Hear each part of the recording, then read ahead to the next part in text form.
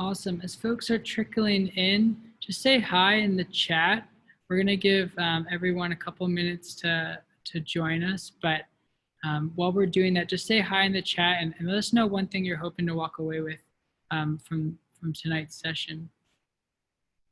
And so good to have you all on this Tuesday afternoon, early evening. We're really excited for this session. We have a really good panel lined up. So thanks for being here.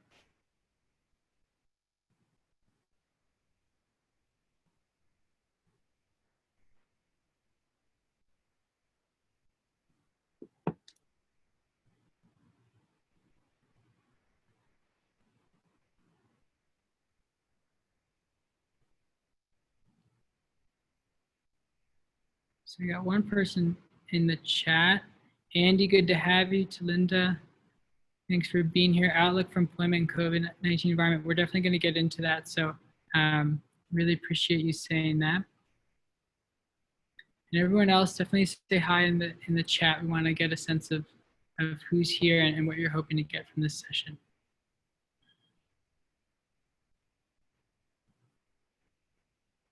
Michael, John, great to have you all here.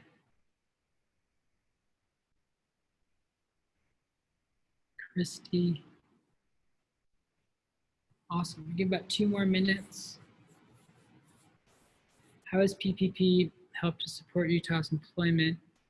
I think that would be a great question that we can dive into tonight with, especially with Jake here. Thanks to Linda.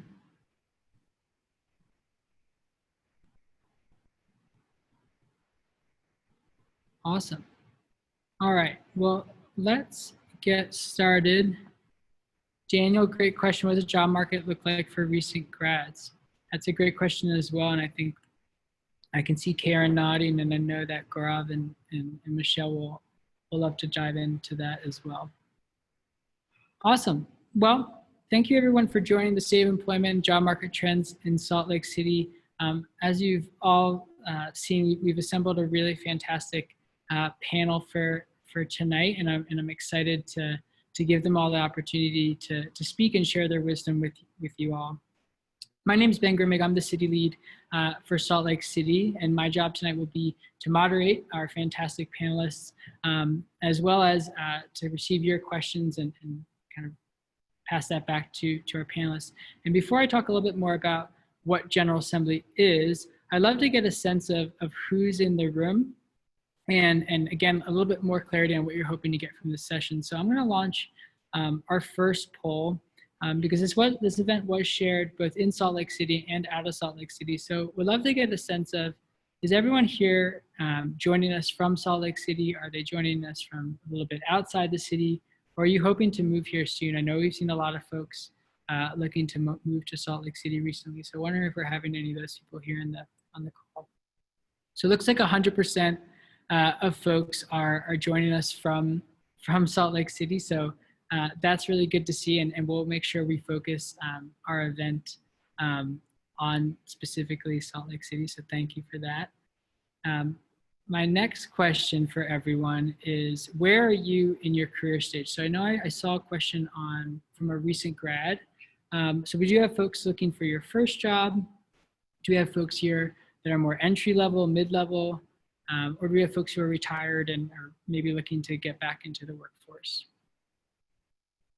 So it looks like we have a pretty clear even split with a little bit of an edge towards our entry level folks, and then senior level and mid level. And we have one person here who's looking for that first job. So I'll share those results with you all. So this is really helpful for us, knowing that we have more folks who are here at an entry level capacity, and we'll again kind of try to tailor the conversation towards that. And my last question for everyone is, what are you hoping to gain from this session? So I know I had some folks active in the chat, but are you here looking to network? You're looking for tips on landing a job? I know we reached out to a lot of hiring managers. Are you looking on tips for hiring right now? Or are you more kind of interested in the ecosystem that is Salt Lake City, and just like what way is the wind blowing with this market and this economy? Awesome. This is really neat to see. So it looks like most folks here are really interested in just seeing an overview of the Salt Lake City job market, and that's great because that's what the title of this event is. But we'll also get into tips on landing a job for our hiring managers on the call. We'll talk about hiring, and then I'll also pass around a good networking sheet that we can share among the participants, because I do know a lot of folks are just looking for community and for networking. So these are the results from the last poll. Awesome. And with that, I'll do a quick introduction of what General Assembly is, and then I'll turn things over to our panelists. So for those of you who are new to GA, we're an education technology company that was originally founded in 2011 as a co-working space in New York. Since then, we've grown around the world to all the locations that you can see here on this map. And we teach classes that focus on really 4 verticals: data design, web development, and business. And you can take our classes in a variety of different models. Our part-time classes, which are more geared towards working professionals, our immersive classes, which are more geared towards folks who are looking to do a complete career 180 and get that career coaching and that mentorship, or classes, workshops, and events like you all are attending right now. We've had over 70,000 alumni of our part-time and immersive classes, and over 1 million alumni of our events, which you are all now proud General Assembly alumni. Some norms for tonight, and just to kind of let you know how tonight's going to go. I really encourage you to make this as engaging and active as possible. And the best way to do that is to ask questions in the Q&A. We really have assembled such a fantastic group of people, and this will be a pretty intimate session. So ask those questions and we can dive into them. The event will be recorded, and so I'll be sending that out tomorrow to everyone. So don't feel like you need to be feverishly taking notes. I'll send out that recording. And if you're curious about future events, definitely feel free to head back to our website. And with that, I would love to turn things over to our panelists and have them introduce themselves. And the questions I'd like to ask are, one, what is your name? What's your title and the organization that you're currently working at? And how long have you been in the Salt Lake City area? What are you most excited about for the future of work in Salt Lake City? That is a long introduction. I can repeat those questions, but Cydni, you have the honors of that going first. Your name, organization, how long you've been in Salt Lake City, and what makes you excited about the future of work here? Absolutely. Hey, I'm really happy to be here with everyone today. As mentioned, my name's Cydni Tetro. I kind of wear 2 hats. I wear the community hat of being one of the founders and president of the Women Tech Council, an organization we created about 14 years ago, focused on the economic impact of women in tech and the talent pipeline from high school to the boardroom. And my day job has always been in the tech industry. So I came out of computer science. I've been on the product build side. Most recently, I've been CEO of running a B2B software company.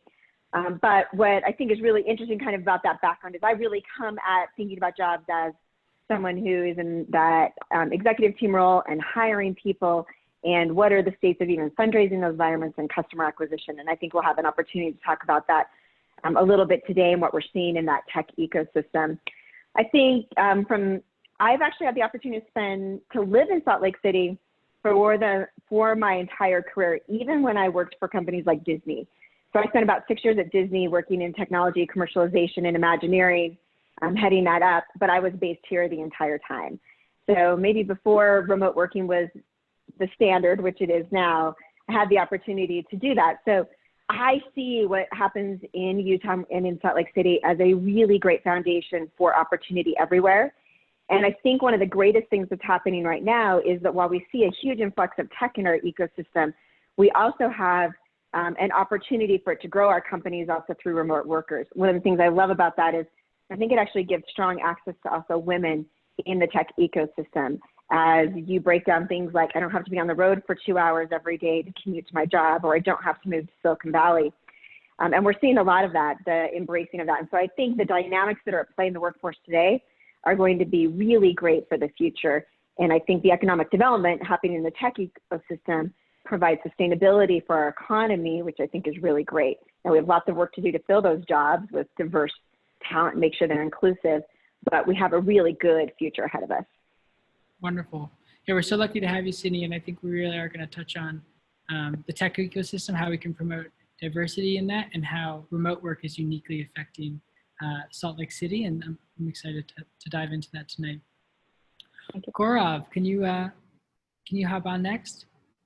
Hey everyone, my name is Gaurav Valani. I am the CEO and founder of Career Sprout, which is a career coaching company that helps people build meaningful careers through landing high-paying jobs that align with their career aspirations. And we really work with people all over the globe. I've been in entrepreneurship for most of my career. I formerly used to own a staffing agency, which from 2012 to 2016, which we grew to a nationwide company, had 81 employees. And I was also formerly the VP of talent acquisition at overstock.com. And I'm excited. I think the question was what makes us excited about the employment market in Salt Lake City, right? So I just moved back to Southern California. I grew up here, but I was living in Salt Lake City for the last almost 4 years. And I really miss Salt Lake City. And I think what excites me the most is people are starting to finally notice that, work is completely flat. The world is flat, not literally. And so you can work from anywhere. And Salt Lake City is one of the best places in the world to live, especially if you're into skiing. But companies are also noticing that there's a lot of talent in Salt Lake City as well. And as work becomes much more remote, that talent is kind of moving away from like these major metropolitans and kind of going inwards. And Salt Lake City is completely going to benefit from that influx of talent. So I think that's really exciting. Thank you. And we're so sad to see you have left Salt Lake City since we initially started planning this event, but thank you for joining us. No problem. And Karen, can you go next? Absolutely. Hi, everyone. I'm so happy to be here with all of you. This is a phenomenal panel, so this is very exciting. Well, essentially, a little bit about me. I've worked in policy over the past 10 years, essentially mostly in just focusing on diversity and inclusion throughout the entire diversity landscape. So whether that's immigration reform, healthcare reform, women's issues, etc., I've been focused a lot on that. So right now, I am the founder and CEO of Code and Color. We founded this company after a Netflix special in 2018. And it's been such a phenomenal, remarkable journey to be able to connect Black and Brown young adults to not only tech education, but job opportunities in the market. We focus not only here in Utah, but across the entire US. So that's very exciting because as we've been talking about this here, we now can do remote work, and I think a lot more companies are open to that. So that's very, very awesome. Outside of that, I also sit on multiple boards like Latinas in Tech, as well as the Utah Black Chamber. And I am also the head of diversity and inclusion for Purple. So it's a really exciting ride. We have tons of phenomenal growth, not only in Salt Lake City, but just Utah overall. And I think that the tech landscape and a lot of retail companies are beginning to see such a phenomenal growth when it comes to employment the second half of the year. So I'm excited to discuss that with all of you. Awesome. Thank you, Karen. And I'll throw the Netflix documentary called The Kindness Diaries in the chat. So you all should check it out after this event. Thanks, and, Beth. Yeah. And Jake, would you be able to introduce yourself? Yeah, hey everybody. Jake Maxwell. I'm with the Salt Lake City Department of Economic Development. I manage our workforce efforts there. Before that, I was with the State Department of Workforce Services for about 10 years. So very familiar with the job market and so the overall job system, workforce system here locally. I've been in Salt Lake City about 20 years, and I did start with the State Department of Workforce Services in 2008, right in the middle of the recession. And at that time, I saw a lot of sort of exploitation of the workforce, a lot of low wages. It was really the employer's market. They're getting hundreds of applications for every job. And my job was to help people stand out. One thing that's really exciting me right now, and COVID is a bit of a hiccup, but as you've probably seen, we have a really great unemployment rate. The thing that really excites me is that it's now the job seekers market. Employers are really investing in adding value to the workforce, and that's something that now with the Salt Lake City Department of Economic Development, I'm able to contribute to and help guide businesses through. I'm having to help businesses stand out to the workforce, and so that's something that I hope to add to this conversation as well. So thanks for having me. Thank you so much, Jake. And we're going to dive into that unemployment rate as our first question. So thanks for bringing that up. And last but not least, Michelle, would you be able to introduce yourself? Yeah, my name is Michelle Kuo. I'm founder and managing partner over at Jumpstart Recruiting. We help a lot of hypergrowth companies, startups here find talent and build out their teams. Some of the clients that we've worked with have been Qualtrics, Chargeback, Chatbooks, Dwello. So some of them are a little bit smaller companies, but some of them have grown certainly. And I think one of the interesting things I know some of the folks here have touched upon is just diversity. We have built diverse pipelines for our clients. We've been doing this, we've been doing that actually probably about more than 5 years. And before it was something that a lot of clients were asking. And it's something that we take very seriously in building out those diverse pipelines. So I know diversity really happens earlier in the pipeline, and that's the reason why we put so much emphasis in that. And, of course, the inclusion part is diversity and inclusion, of course, is a big thing for a lot of companies here. And I've been here for 8 years. So I've seen Qualtrics before it became a well-known company. And a lot of people had no idea, some of these small little tech companies that are now the biggest companies in Utah. So it's really exciting to see that change. Awesome.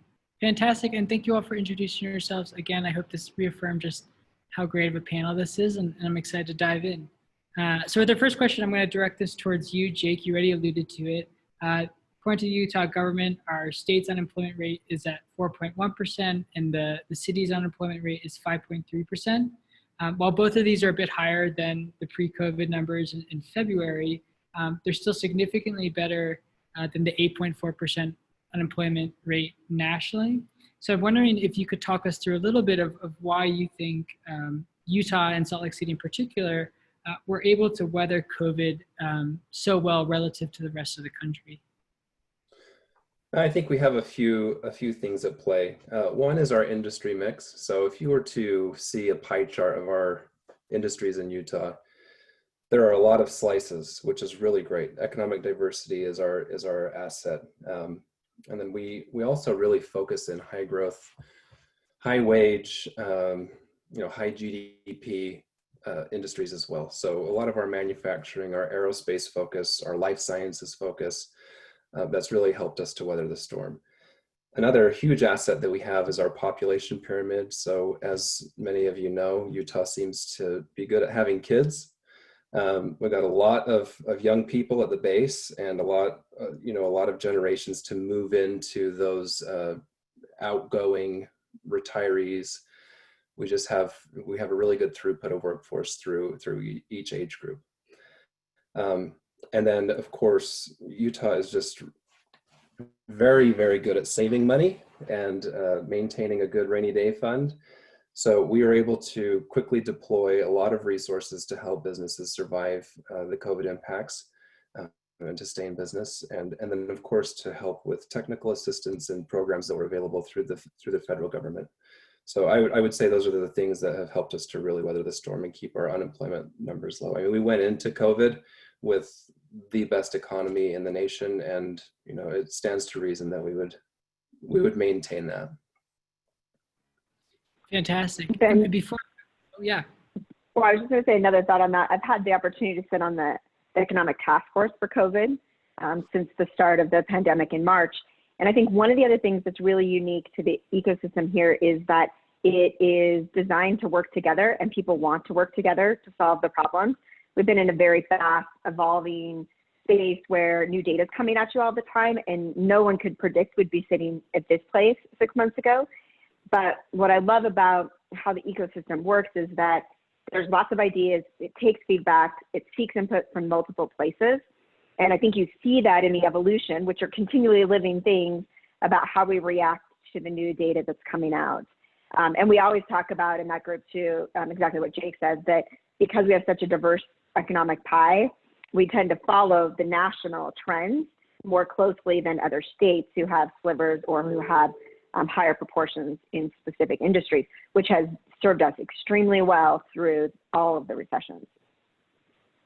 Thank you so much. I thought you would have a great addition to that question. And I want to plus one the idea of collaborative working here in Utah. I'm a recent transplant, and the Beehive State is a real thing that I have benefited from, everyone working together to support the common good. So I've definitely benefited from that and appreciate that.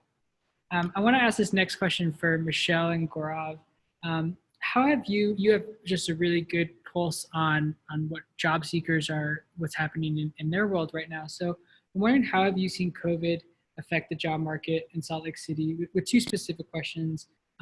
What roles were you hit the hardest? Who are you seeing coming to you looking for help right now? And what roles are you seeing continued growth in? Who's continuing to hire? What roles are being hired continually? Yeah, I was gonna say, so that's actually a really good question. So a lot of the roles that have been hit, what I've seen hit is just in general, a lot of the companies, especially larger ones, have laid off a huge amount of people. With startups, you won't see too many layoffs just because they're already running lean. If anything, they're actually the ones that are growing. So we've seen a ton of growth with startups, and then it's really the larger companies have laid off people. The ones that have been hit in terms of roles have been like customer support. We've seen some on the sales, marketing, and recruiting HR side. So that's probably been the biggest hit. In terms of the growth, I would say it's certainly been tech. So engineering, we've seen a lot of engineering roles, and it's been a constant, but it's also been increasing. Funny enough, a lot of the companies that had laid off their recruiters and HR folks are now coming back to us to hire. So we're getting actually a lot of positions for that. So it's kind of funny to see that switch in terms of laying people off and then having them hired again. Gaurav, do you have any points to add? And I think Michelle hit it on the nail. You know, the other roles that I think are benefiting heavily are like product managers, product development, marketing, UX, UI, and then obviously engineering as well. And what you're noticing is that companies are just waking up to the fact that, like, oh, these people can work remotely, and oh, they'll be super efficient, and oh, we don't really need these huge offices. So the companies that were bloated before are really making that shift towards this remote work and the types of positions where you don't really need to be in front of somebody all day long. Even customer success has benefited largely from this. So those are the roles that we've been seeing come across our desk in our staffing agency. But we've also, on the flip side, again, to Michelle's point, seen a lot of layoffs to more like service-based type of roles, recruiters, and things of that nature too. Thanks. And before I move on to the next question, Jake, I'm curious from your perspective and your role, have you seen any growth in specific industries? I know Gaurav and Michelle were able to talk about roles. What about any industries that you're seeing growth in? Well, healthcare is obviously doing well right now. And Utah has always been good at investing in life sciences. Certainly as we try to come up with a cure for this, and then we're rethinking how vulnerable we are to something similar to this in the future. I think life science companies have seen a lot of growth.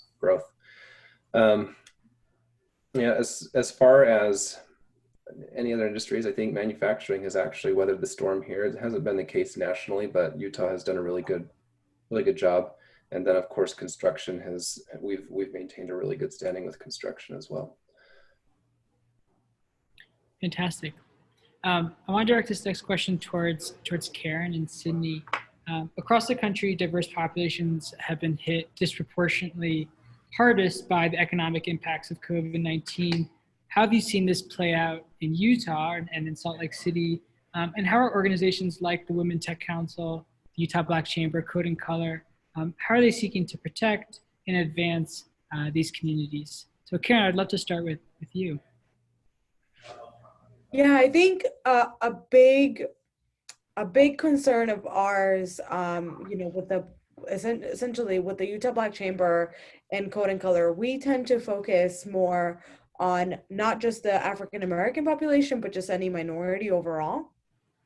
And we've been looking at the trends. So a lot of the folks that are part of our communities are essentially, they're essential workers. And so they have been hit disproportionately in the sense that they've been the most affected by COVID-19. They're also the ones that are, currently losing a lot of jobs because they work in the retail, home industries or home services industries and things like that.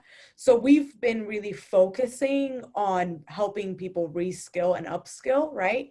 Learning new tools to be able to enter a different workforce that is going to help them continue to be financially stable. So we currently, with the Utah Black Chamber and Code and Color, we've rolled out a workforce ready program for anybody in our communities that is looking to reskill as quickly as possible. And then we also have an entrepreneurship program where we're helping folks kind of get not only access to grants that are going to be able to help them survive and build a new company, start their own venture, but we also want them to be partnered up with a mentor or group of mentors that are going to be able to guide them so that they can make their business sustainable. And that's really been exciting because essentially our investment is just in their financial stability. So our hope is to be able to help people kind of move out of the industries that are they're participating in that may be hit the hardest. Thanks. And I put the link to, oh, go ahead. Oh yeah, you put the link to Black Chamber. I was going to say, I love what you just said there, because I think it's kind of universally true on the changing the skill sets about upskilling. And I think that's like the center of the conversation, right? Is like, how do we create economic stability and opportunity for everyone? And I think one of the cool, and you've got two sides of that. You've got this growing tech sector. And like Michelle said, we haven't seen mass layoffs in startups. It was interesting as you watched like revenue in Q2, like from the tech industry perspective, I would say like we all kind of Q2 like slowed down because no one could make decisions, which then created these layoffs. Then as Q3 came back and people started figuring out what they were doing, kind of like stabilized jobs. And of course, people are still making decisions based on, types of services they do, but we're even seeing a lot of cross skills training in companies so that you can avoid layoffs, but move someone from job A to job B. I think that's super critical. And I think you're right, as a community, pulling together to make sure that that mentoring exists is really, really important. As you were talking, it was reminding me, I teach in the Goldman Sachs 10,000 Small Business Program, and we have a really diverse population of entrepreneurs who come through. But the powerful part about that program is the mentorship. It's that you have this group of people around you who guide you, and you are all like cheering for your business, and everyone's rallying behind you, and you're motivated to see everyone successful. And that's what you have to have more of, to be able to help people change jobs, see their potential, and embrace the change. And so I think the more we create systematic programs that help do that, whether they're women reentering the workforce, because we have a lot of that, or people of color who need to switch into different careers, and whatever that is, it really requires community-driven programs and each of us to reach into the community and help create pathways forward and give them role models like the other amazing women that you see here who are forging those paths so people can follow. Thank you so much. And I put in the chat the Goldman Sachs 10,000 Small Businesses. I won't keep telling you every time I put a resource in there, but if you hear a resource, I'll share it in there. This is a great segue to move to the next part of the conversation, which is more looking ahead. And I'm glad, Karen and Cydni, that you brought up reskilling and upskilling. Obviously, that's what General Assembly does, so I'm quite passionate about it, but I also wanted to be the crux of tonight's conversation. And Jake, I want to ask you this question, because I know we've had previous conversations about this, but what role does the government play in promoting a diverse talent pipeline, and particularly a tech talent pipeline? I think that's a bit of the focus of tonight. And how are you all thinking about that in your office of creating that diverse tech talent pipeline? That's a really great question. It's very multifaceted, obviously. Our west side in Salt Lake City has been historically redlined has seen historical disinvestment, and even pre-COVID, and all of the issues that have followed with 2020, we were really investing our resources and our efforts into our west side to try and increase opportunity. And one thing that we've really decided to do in light of recent events is to invest in a social impact bond to provide quality pre-K opportunities, to provide training pathways for really all generations that are on our west side, including parents, and trying to meet people where they're at. One of the biggest things that we can do as a city and as a government, I think, is to eliminate barriers. So, one significant thing is transportation, another is childcare. Cydni's talking about the workforce participation rate for women in Utah, and that's been historically low. One part of that is the culture that exists here around having children, and then the cost of childcare, and whether it's cost effective for women to stay in the workforce. That's very prohibitively expensive for people on our west side and for our minority populations. So one of the things we intend to do with the social impact bond is to try and reduce and eliminate barriers, and then to bring together a sort of confluence of industry leaders, and then provide training opportunities to children, to kids in high school, and to adult learners, to try and provide a pathway to some of our high paying industries that we're really focused on, one of those being life sciences. Fantastic. Before I move on, does anyone have anything they want to add specifically to this? One of the things, so I think it's really important to remember when you look at the talent pipeline, that every stage of the talent pipeline has its own challenges and its own opportunities to address. And so it becomes really important that programmatically we look at every stage, because in order to fill a talent pipeline, you have to have talent. So you have this whole opportunity of how do you reach into the generations that are coming up and provide them skills and opportunity and role models and pathways. You've got another challenge is you have people enter the workforce. Like some of the stats in tech tell us that like women who enter tech industries after 7 years stay working but switch industries. So from a tech perspective, that's bad because then we're losing talent pipeline. If you think of in tech, only 5% of the executive staff are women in all of technology nationwide. We've got this huge gap that comes in of evolving that. And so you have to become really diligent in understanding the problem you're trying to solve, and then really diligent in the programs that make an impact, because they're different at every stage.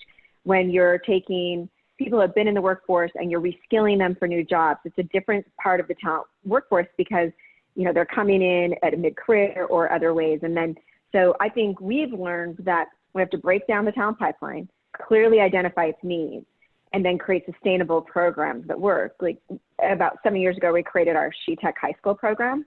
It's had about 17,000 high school girls come through it. And about 45% of all the young women who come through are very diverse. They're people of color. It's amazing to see that group. 35% of the girls who come actually come from regions where Title I schools exist. When they come, and then for the first time, they're like, wait, I could be that person. And you change what their pathways are. And so we need all of those things really diligent at changing that, because when we invest in generations to come, it impacts over time. And we can't forget the other ones. But I think sometimes we try to solve the problem all the same, and it's not. Every stage has challenges, every stage needs addressing, and every stage needs really talented people like everyone here thinking about what we do to fix that so that it improves for everyone. I'll add to that. That's a perfect illustration of what we're trying to accomplish with the social impact bond. Trying to increase confidence because we know there's competence. So, many of these people think that a college campus isn't for them. Many of our folks on the West Side don't think that a lot of these careers are for them. And so our goal with industry, getting involved at a very early stage, is to increase confidence that these are the right careers for them and that it makes sense for them. And there's a pathway to do it. Can I add to that? And I think this is awesome. Like you guys are really getting kind of that next generation to kind of diversify early on. I think I'm kind of in the later stages where, you know, we're working with what population we have right now. And so part of my role is I spend a lot of time basically setting expectations and training hiring managers that diversity is not just what you see on, you know, in front of you, right? It's not just a gender, it's not a racial thing. There is more beyond that kind of diversity. And so for us, like, we're like, okay, well, there's seniority, there's type of experience, there's different education background, there's just even train of thought. Like, you have to look beyond just what you see in front of you. And so with hiring managers, that's what we do a lot of times. And I've talked to a lot of HR professionals or executives, and I kind of seen that shift in the last maybe 3 to 5 years. You know, a lot of executive teams here have started out very homogenous. And if once you get that HR executive, or you get an executive on the team that is actually very vocal about diversity, you start to hire more diverse candidates. And so it's interesting to see that evolution. So I think it's a conversation both on the recruiting front, but also on the company front, because those conversations need to be had. And so by having those, I think that's been increasing awareness and diversity. I agree with you. And I think that, like, one of the things we've learned is if you can change the dynamics of people's networks, it also opens up opportunity, right? Because to your point, right, that we have maybe homogenous teams that start probably because it was the network of people they knew. And so the more we can do to integrate networks and diversify those talent pools about who we know, it's been interesting in my own career. Over time, the makeup of my executive teams changed, right? Like in my last executive team, 75% of my executive staff were women because they were the best people for the job. And also because my view over the last decade and my network has dramatically changed. And so I think we can be really intentional around those kind of things too, to help us find access to great talent. I think that's the beauty of using somebody that is either outside of your network or an agency or a recruiter that is tapping into a completely different network, because that really helps to diversify. Awesome. And I want to stay with that theme of outside the network. And I love statistics, so I'm going to throw more numbers out there. One recent report I saw on LinkedIn is that there's been a 9.6% gain in net arrivals in Salt Lake City between April and August of this year compared to that same time period in 2019, meaning that U.S. migratory patterns, Salt Lake City is the most popular destination right now, just after Jacksonville, Florida. So we're starting to see a tremendous influx of people and also companies to Salt Lake City. Another statistic I read was that of all the companies that moved to Utah in April, a third of them were tech companies. So kind of given this conversation that we've had and to what Cydni said previously, that tech has historically had an issue in having diverse talent, how can we, this out-of-state talent, how can we ensure that that's bringing in diversity? And I guess I'll open that question up for anyone who has any thoughts on that. Well, I'll start by saying, don't just use the outdoors. We collaborated on a piece and we put it out on Utah Business, right? About a month ago. And we talk about the different things that are important to people. So when you have a lot of folks that are coming in from out of state, religion might be a de facto, right? If I'm somebody that might not be a part of the overall or the largest religious group, will I feel safe coming into this place? And so what we do with the Utah Black Chamber is we partner up with a lot of these different companies and we say, hey, you are trying to attract diverse talent to come from out of state. We want to get to know them. We want to connect them to the different networks and the different types of community members who may be a part of their group and who may have different belief systems that may align to what they're looking for. We also try not to, we try to help educate companies to talk about, stray away from just the outdoors. that is a challenge. There are a lot of folks who, might not be interested in that. So we need to make sure that we let people know that are coming in from out of state that Salt Lake City does have a thriving, for all intents and purposes, a thriving nightlife, right? That there are things that you are able to do, that there are so many more activities than what is, out on the brochure, which is just either skiing or going out hiking, which might not be attractive to some folks. It's definitely attractive to me, but I totally get it. And lastly, the other thing that we do is we just want to help people feel comfortable and teach them, where are the types of resources that you're looking for, whether that's a church, whether that's hair, whether that's just food, right? Like, so many people are looking to find a place where they can find, the food that they like, right?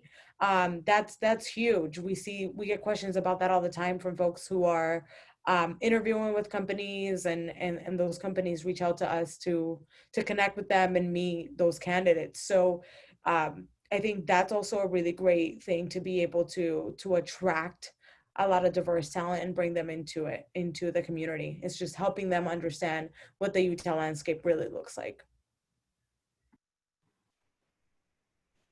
Thank you so much, Karen. I put this in the chat. I really liked what you said of educating companies to promote more than just the outdoors, which are fantastic. But there is so much more to Utah than just the mountains. Does anyone have anything additional on how the state can attract diverse talent and companies that promote diverse talent before I move on to another question? I'd like to add, I think this is something, and I work with a lot of companies on this, is employer branding is huge. And when I say employer branding, I'm talking about, on their careers page, on their Glassdoor reviews, on their Glassdoor page, is really ensuring that their company represents a diverse voice. So meaning you see them, and this is kind of what Karen was talking about, is just having fun.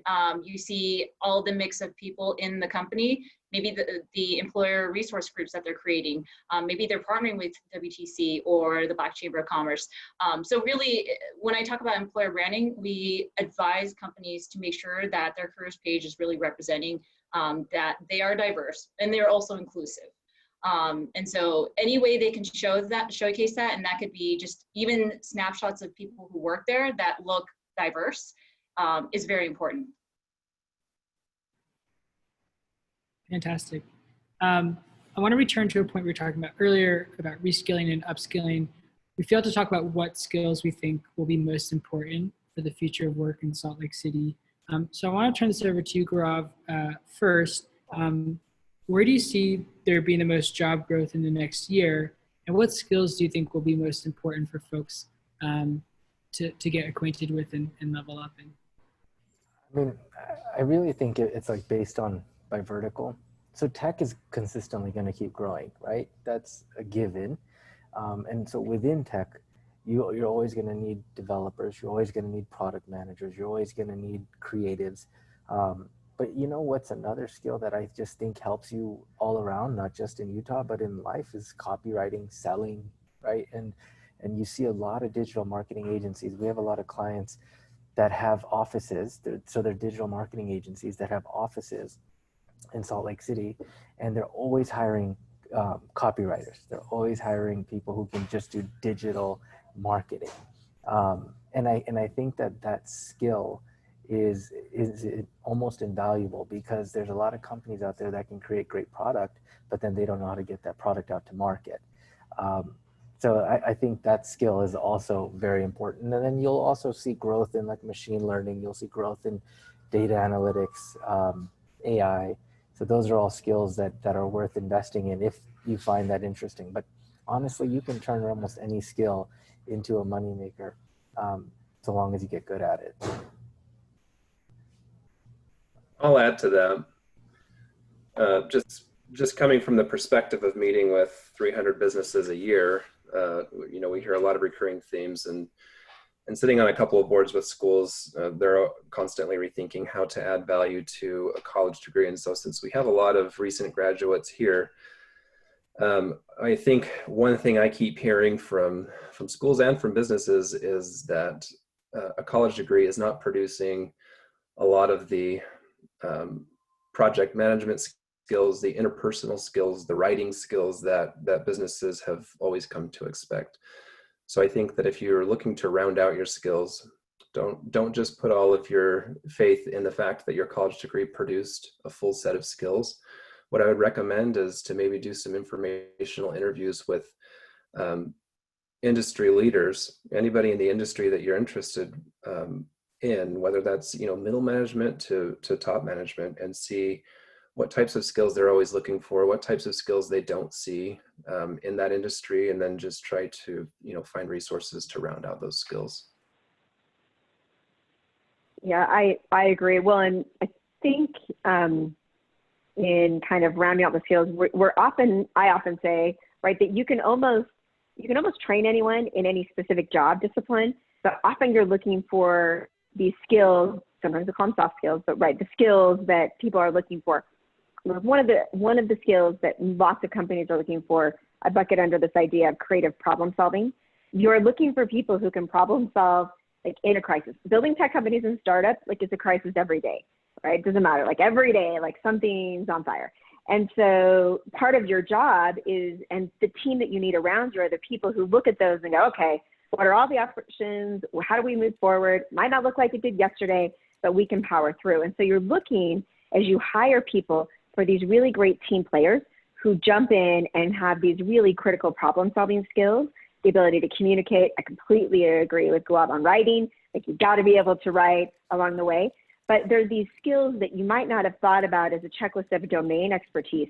You can teach someone a lot about a discipline, but you need them to have these underlying skills that allow them to be successful in the work environment and become competent in moving forward, which is so much about how they relate to people and how they solve problems.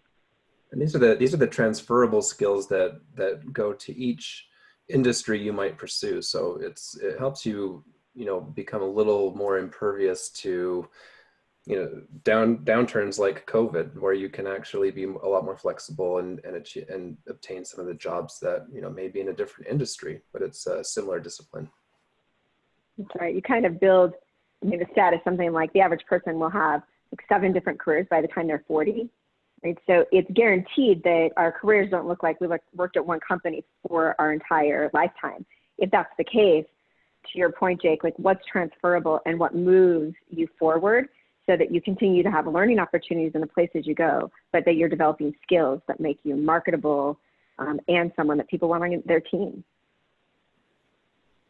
And kind of to add, I was going to add to what Cydni is saying, that I think right now, there are hard skills that people need to upskill, but I think there's also that soft skill, what we're talking about in terms of actually being good at job searching.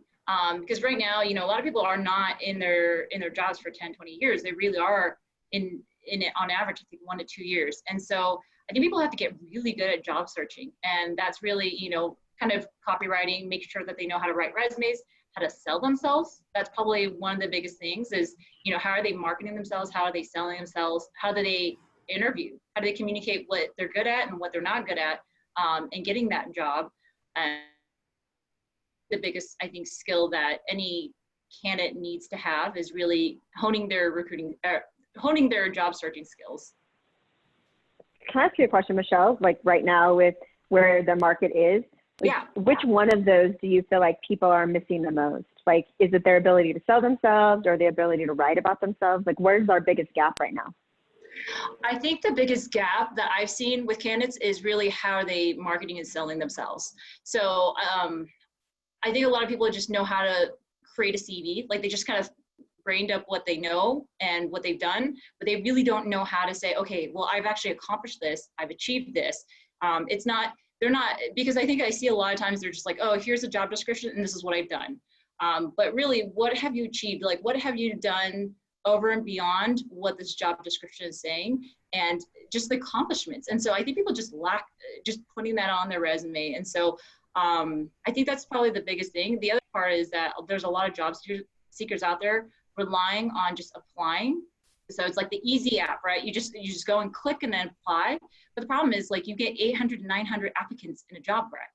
And so how are you distinguishing yourself in the job market?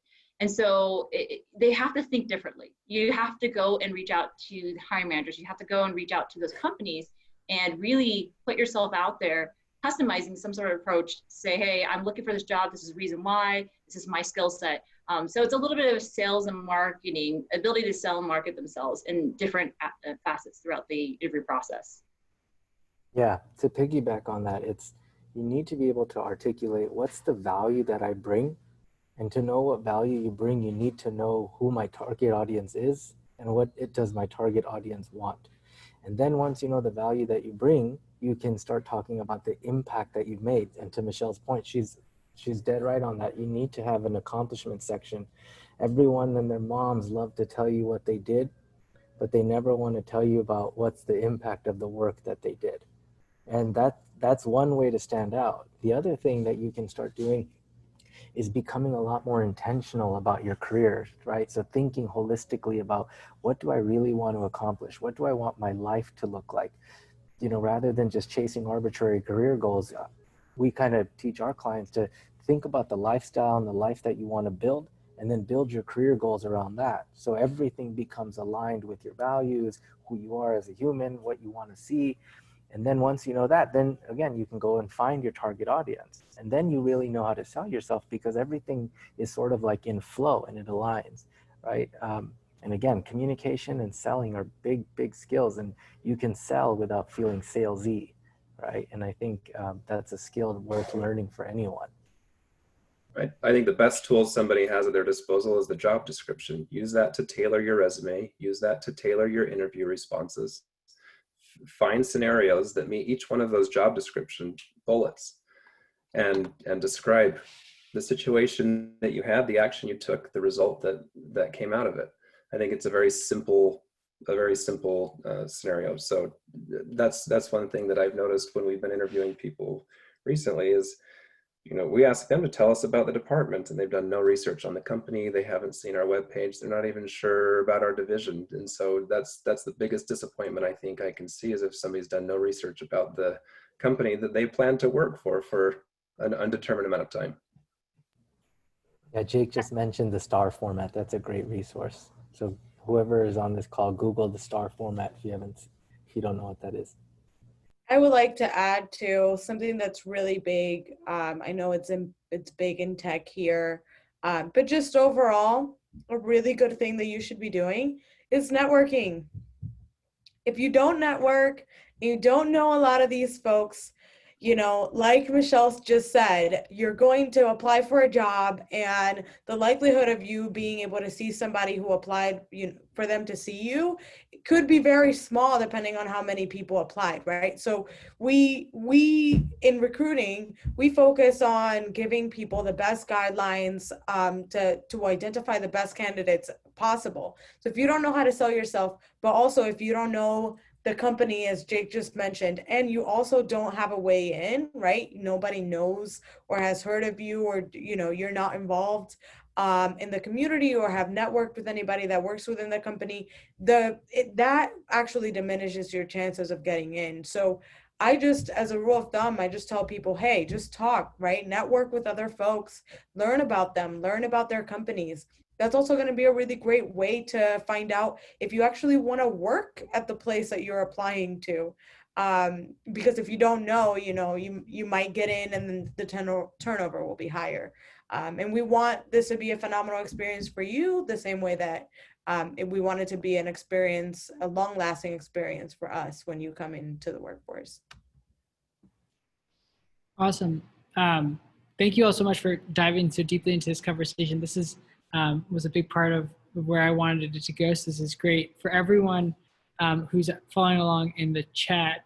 I just put a Google Doc in there that you all can just put if you want to put your LinkedIn information and a bit more about, if you are looking or you're hiring, what you're looking for or what you're hiring for. We do want this to serve as a networking event for those who did join with that explicit purpose. So feel free to hop in there. I always will linger on this call a little bit longer, so it's not going anywhere, and I'll share it in my follow-up email, but just so you have it as a resource to connect with the other participants on this call.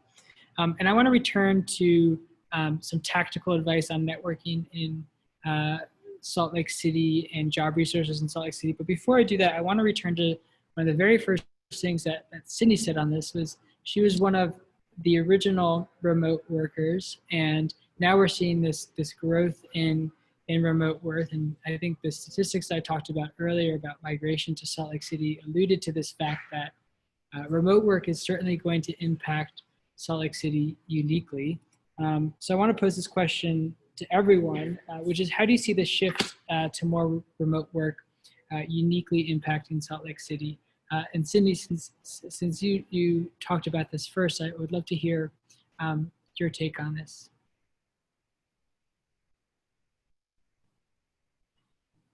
I think my headphone might drop in just a second, so hopefully not while I'm talking. And then I'll switch over to my other audio. You know, I think, so a couple of things on remote working, just from stats. We've been running, it was weekly, now it's about once a month, with our advisory board at Women Tech Council, which has about 80 companies on it. And across the board in tech, I would say the large majority of them are considering that they might go back, some people in the office, sometime in the first half of 2021. That like sounds really certain. So what that just tells you is we are certainly not going back to the office, and we are certainly going to be in some hybrid mode. I mean, we have tech companies like Microsoft who said they won't even do an in-person event until next summer, not even considering that. And so you've got so when you look at tech, it is very much, we're assured that going back will not look the same, that people will be on hybrid plans, that we will embrace remote working, that we have figured out how to use Slack and Zoom and collaboration in a different way, and we were all forced to very quickly. I think it's really great because I think it's going to allow us to get access to workers we would not have had access before. I was talking to someone in the talent acquisition team of a Fortune 15 company last week, and she said, we offered someone a job that we would never have offered them a year ago because they were in a remote location and we did not force them to move. And so when big companies change culture and they're willing and they've seen that productivity is okay, or that you can find hybrid ways for productivity. Now, granted, we all miss connection. So let's just agree that like this is unsustainable in the 100% remote. We never talk to anyone in person. But from a work perspective, you will expect employees might work 2 days at home, 3 days in the office. You'll be fine hiring remote workers. And that's going to be a great thing because not everyone has to then go live in downtown city.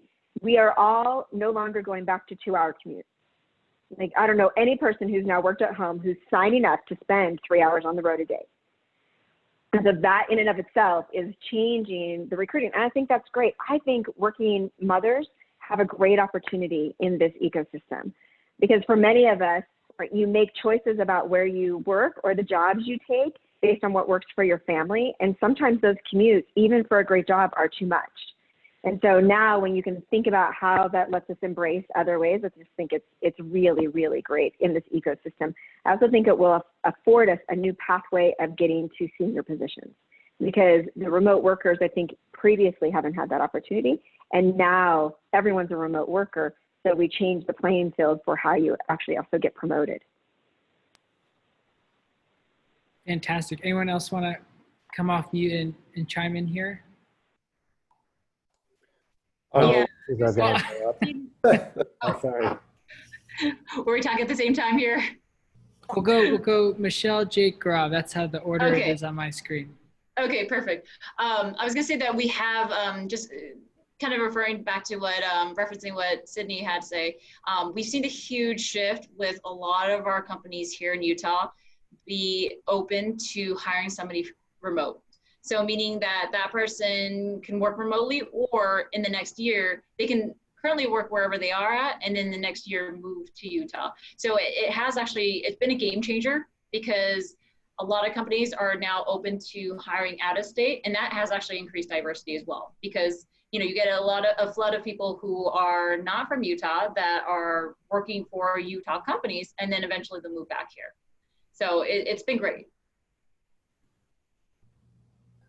As one of a couple of our worst points for selling Utah to companies and for recruiting companies to come here are air quality, and then we really just don't have the workforce, or we didn't. So this does provide the opportunity for people perhaps working in Silicon Valley to to live here and to even work for a company in Silicon Valley and then maybe transition to a company here in Salt Lake City. But to Cydni's point too, we have an extraordinary amount of highly trained women who are just sitting on the bench, people with college degrees and just elected to be a mother, whether that's cultural pressure or just the cost of childcare or whatever it may be. But yeah, I'm very excited to see who feels confident enough to come out into the workforce and take some of these roles. Cydni, I think your headphones might have gone out on us. No, sorry, I went on mute. Michelle, you worked at Chatbooks, right? Yeah, I helped with the Chatbooks. I was there for 2 years. Right. Well, and I think they're a perfect example of an organization that created their mom force, right? Where they have, a workforce that's working from home, that's not full time, but it's really activating around a community. And I think this new world gives us creative ways to tap into talent also in ways that haven't been there. Because even in the state of Utah, I think the study from public education students is like 70% of their parents they come from dual income families. So for our kids who are coming up, we have a high percentage where you have both parents working in some fashion, part-time, full-time. And so the opportunity to create high-paying jobs, upskill them, impacts community, impacts family, impacts future opportunities for those children. The more we can do that across every demographic and every socioeconomic state in the state, the better we actually secure our economic future. I was going to add, yeah. So kind of the background on how the Mom Force started over at Chatbooks was the founders were really creative because they knew that their customers were typically moms. And so in order to appeal or understand the target market, you have to have customer support that are predominantly moms. And so the founders were really creative in hiring moms who were remote that could work part-time and still have a family. And so it really gave them an opportunity to get moms into the workforce. And so, I give them props for being creative and how they thought about that. I would also add too, because that's such a phenomenal thing, but Jake, you just mentioned that we want to see a lot of these phenomenal women to come back into the workforce.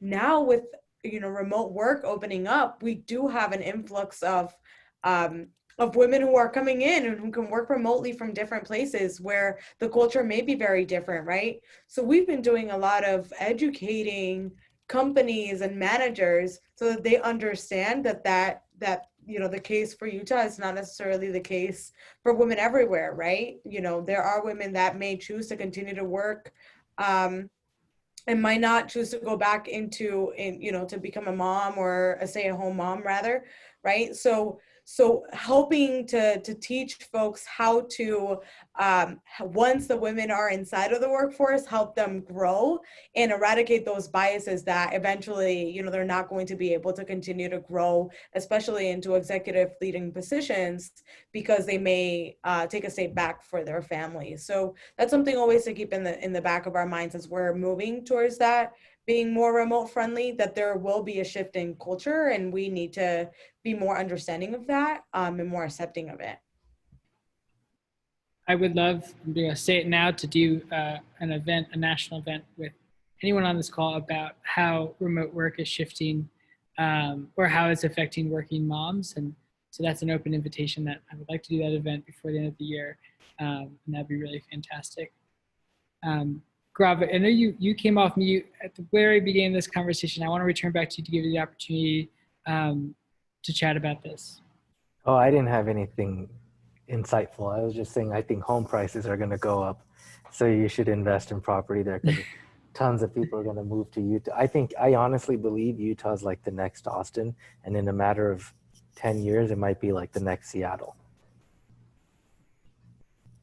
Fantastic. I know sometimes we're not fully ready for that, just to be clear. You might not be, but I'd still invest. I think you're right. I totally think you're right. I mean, even right now, our housing market is crazy for being in a national recession. Yeah, so I was telling Ben, when we moved out of Utah, we put our house up on a Monday. We had 3 offers on the Tuesday, and then we were under contract on Wednesday. I mean, it went by like that. And we saw it again too. So it's just crazy to see how many people are moving. And the couple that bought our house, believe it or not, actually moved from Seattle. So the home prices are high. Both husband and wife could work remotely. So they're like, we want to go to a place where cost of living is great. Outdoors is great. Just safety, right? There's not a lot of crime. I mean, there's so many benefits there. So I think that couple's just a small percentage of like the larger population that's going to start thinking like that. As a recent transplant to Salt Lake City who's looking to live here permanently, I can attest to the craziness of the housing market here. So we have just about 20 minutes left, and I have one more section of questions regarding the job search. I know we've talked about it a little bit, but I want to get a little bit more tactical. So I'm just going to ask a few questions there, but I want to give you all this opportunity. If you have a question, put in the Q&A. To Linda asked a great question, and I know we have a question about PPP that I want to get into, but if you have another question, definitely put it in the Q&A and we'll have some time left over for that. So I want to move on to the final section before the Q&A, which is about the job search. And I think all of our panelists offered really strong tactical advice on how to stand out in the job market. So I really appreciate that.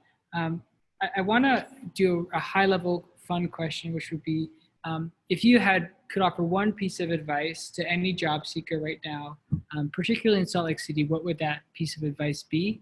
So I want to open this up to everyone, and Karen, I'd love to have you kick us off here. Sweet. Wow, one piece of advice. I mean, I think I already said it. You need to network, right? Like, you need to get to know people. The magic of Salt Lake City right now is that it's still relatively small. So you can build your network, you know, in just a matter of weeks. You can begin to know so many different people, especially now because there's no added pressure to have to go to an event, right? You can do it all while being at home. So I think that would be my biggest advice. When I started my career, I was 19. I wanted to go in and work with the Obama administration. And I just was very eager to jump in and get to know everybody, right? And so I met some folks from Organizing for Action, and even just working with them, that propelled me into, you know, having an executive position, you know, before 30. And so I think that all of that has really just been working really hard to get to know folks, finding some mentors, and continuing to network, not just vertically, but horizontally. I truly wholeheartedly believe in horizontal networking. So that would be my biggest piece of advice for everybody on this call. Awesome. And could you give some examples of what are some of the communities that you're active in, particularly online ones? So you talked about, you know, you can remove some of that pressure of having to go to a physical event, but what are some of the online places that you would recommend folks network right now? Yeah, I think the number one thing right now is get to know your chambers, right?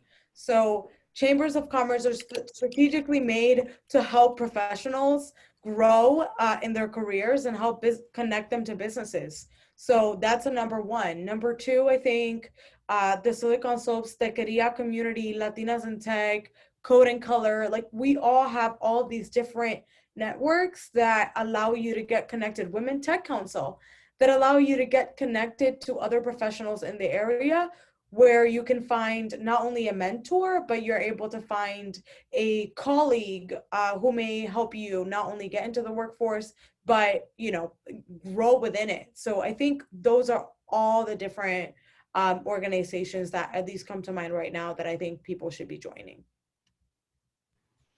Awesome. I'm trying to frantically keep up with all the great resources you're sharing, so I got a few more to add. I can add a couple. Okay. I need to get Women Tech Council in there and Code and Color, obviously. I'm going to go in order of how I see everyone on my screen. So Gaurav, you're next. Would you give one piece of advice to job seekers in Salt Lake City? Yeah, I will. Just to quickly piggyback on Karen's, I would join Slack communities. and Facebook communities, like the women in product Facebook community is humongous. And the cool thing is when you're part of these Slack communities and Facebook groups, a lot of times hiring managers will post jobs in there because they know the audience and they feel more comfortable with the audience before they spend money and post it on like LinkedIn or come to people like me or Michelle potentially, right? And so it's faster to get to know who the hiring manager is if you're active in these communities.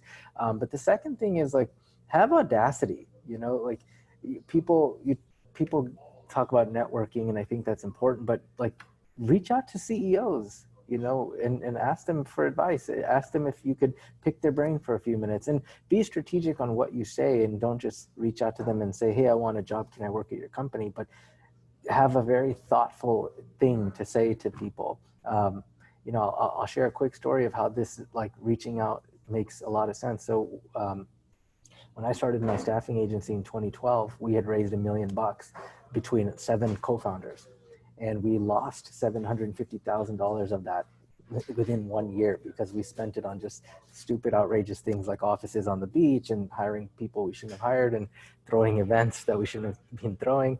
And so we were down and out, and it was like one of the lowest points in my career, but I was sitting next to a friend of mine at a coffee shop, and he worked at SpaceX. And when he went to the restroom, I stole Elon Musk's email address off of his laptop. And I didn't tell him about it till much later. And I sent Elon Musk an email. And I saw back then you could see in Outlook when people can read your emails or whatever. And I saw that he read it and he didn't respond. So I sent him another follow-up. He read it, didn't respond, follow-up. And I did this for 76 times. And on the 77th email, he forwarded to his director of HR. And he's like, work with this guy, he doesn't seem to go away. That relationship Elon Musk ended up introducing us to multiple other companies in his little network. We grew that company to 72 million in like 6 years. And none of that would have happened if it wasn't for this like desperation act. And so I think having audacity and reaching out to people who you think otherwise would never respond to you really helps, because nowadays, with all of us being remote, you can tweet at someone and they'll respond. You can DM someone on Instagram, they'll respond. So again, have audacity, don't be shy. There are a lot of people out there willing to help you.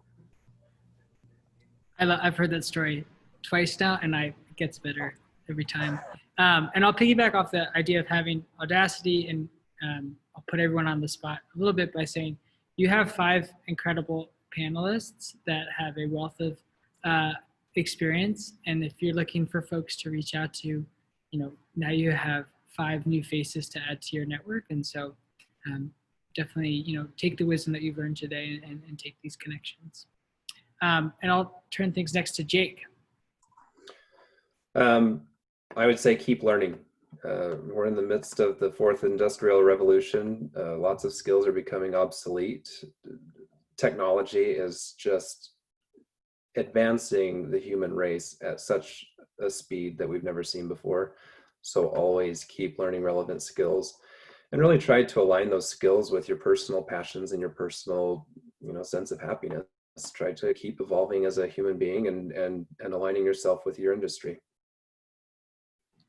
I love that. I wouldn't be doing my job as a GA employee if I didn't love keep learning. That is exactly what we're all about. So I really appreciate that, Jake. And Michelle, what's one piece of advice? Yeah, so kind of adding to what Karen said about networking, you have to keep in mind that networking is not an immediate, it's not a short-term action. It's not going to be, hey, I reached out and networked, and so I'm going to get this job, or I have all these opportunities. Really, you're planting the seed to grow a crop. And so you have to think about watering it. You have to constantly think about pruning it, killing all the pesticides or the pests that are on there, and really growing that crop. So networking is a very much of a long-term kind of perception. And so I just want to make sure that when, we're kind of thinking about networking, I think of it as a long-term. But I think in this day and age, really, I kind of alluded to this a little bit earlier in terms of job seekers really need to get good at doing what other people are not doing. So, the 1% may reach out to hiring managers, may reach out to the companies. And kind of what Gaurav said in terms of, you're not saying, hey, I just need a job. It's really, you're going to them and saying, this is my skill set. I really want to know about your company. And so really doing informational interviews with hiring managers or just anybody at the company, because once you're in, it makes it easier for you to get those jobs. And so I think navigating the companies, figuring out which companies you want to work with, doing the research, customizing your messages, and doing outreach. And so that kind of comes into that whole audacity piece that Gaurav was talking about. So just making sure that you're doing things different from what all the other 99% of job seekers are doing right now. Awesome. And Cydni, can you close us out on this one? What's one piece of advice you'd recommend to job seekers? So I think all of us would agree looking for a job is not fun. Right? So I think everyone is like, it's not the top thing on my to-do list that I hope I had to do today, which I think means that you have to create a plan for how you're going to look for a job, right? Whether it's, I need to go figure out how to get this skill so that I can apply, how I'm going to market and position myself, what's that brand message that I'm giving in my communications. But I think you have to create a plan, you have to allocate time, and then you just have to make it part of your routine because it can get overwhelming. It can get hard. It can feel defeating if you're not seeing the success that you want. And especially in a place where, we would post a job and you would have 100 applicants within 24 hours. Right? So there's a lot of people looking for jobs. So you have to stand out, but I think you almost have to diligently check off everything, set aside a set amount of time, feel like you're really productive in that, accomplish what you need to so that you feel like you can continue moving forward, whatever it is you need to do for a job. Because I think it's a tough time right now, and COVID already makes life hard, and then looking for a job is just as hard. Thank you so much, everyone. So I'm going to stop asking my questions. We have just a few questions from the audience, which is perfect because we have just a few minutes. So I think this first question is a good one to start off with Jake. Very specific question about PPP and how has it been used to help support Utah's employment. And I know we've talked about this in the past, but I'm wondering if you have any insights there that you could share, Jake. I'll confess I'm not an expert on PPP. It's administered through the feds, and we don't really have our hands on it too much. But I mean, it certainly blocked a lot of leakage from our workforce. How long they can keep that plug in, I don't know. I don't know that the efficacy of PPP is really going to be an economics issue as an epidemiology issue. So, as we keep seeing cases go up in certain places, it's going to work for some states, and in others, it's not going to work. It was a really good intervention. It kept a lot of people on payrolls, but the trouble was that a lot of businesses who were awarded PPP didn't really see the quarter that they expected to follow that. And so, a lot still remains to be seen on that. And it's something that we follow to make sure that we can try to offset any type of financial aid to businesses. Yeah, I think the state legislature has done a good job of, because we've had some programs that we provided as a state that didn't get enough traction. And so we've reallocated those dollars and continuing grant programs, which I think has been great. I will say from the small business perspective, I mean, there was it was total chaos getting your first PPP loan because the applications weren't up, the banks weren't ready, the deadline, like all the money was spent really quick. But in the second allocation, the majority of businesses that applied received it. And it created staying power for them. Now, that doesn't mean they didn't have to reduce employee hours, doesn't mean that there was an impact, but it gave them a moment to what we saw pivot to be able to figure out how they could create sustaining impact long-term. Without that, it would have been a dramatically bigger hit because you had some businesses who overnight lost 80% of their business. And they had to have some cushion to recover. Will it create all of the long-term fixes? Absolutely not, right? Because it was in that short-term window. But Q2 from our business perspectives was the hardest one because it was the most unknown and we had the least ability to predict what was going on. We've all now realized we're in this hybrid working world for quite a while. And so now Harvard Business Review actually just issued a really great report talking about short-term impacts and long-term impacts and how it impacts innovation, where we have things like displacement on short-term, like board games and puzzles, they're out of stock. Like dumbbells, you can't actually buy them because everyone bought them. But that's a displacement strategy of a short-term impact of COVID. There's long-term impacts that are catalysts for change, where you're seeing massive innovation that will completely change the world over the next decade, and it will never go back. And so that PPP loan afforded us opportunity to see what opportunities exist in the future, figure out what we believe is short-term and long-term, help us figure out then how we might have to diversify our offerings and adapt for that and be more agile in the future. And we needed that funds. All of our companies needed those. And then what we do in the future is still up to us and how we go about making opportunity for our companies.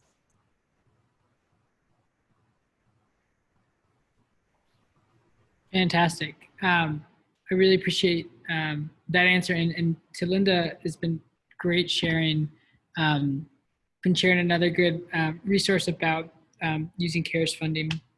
So definitely check that out in the chat.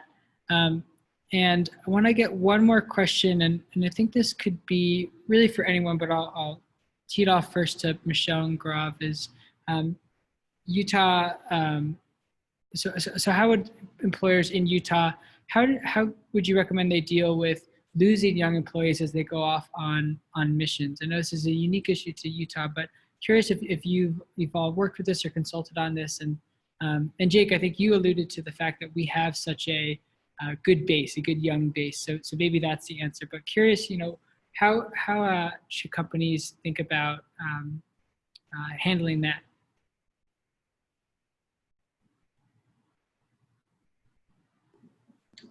Just so I can clarify the question. So you're wondering how should companies prepare for losing kind of the younger workforce because of people going on missions? Yes, exactly.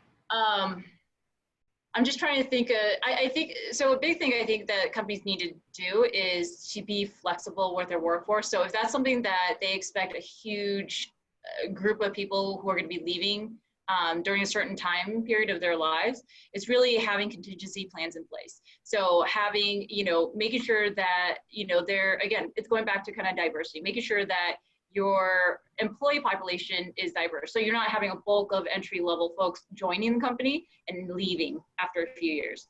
Or even a few months, just because they're going on a mission. So I think companies really need to be flexible and looking at how they're diversifying their workforce. But also, creating an ability for people who have come back from a mission and can join the company, without a huge interruption. So, maybe training them, making sure that they're up to speed on, where the company's at, kind of upskilling their level of skills, even though they've been out of the country for 2 years.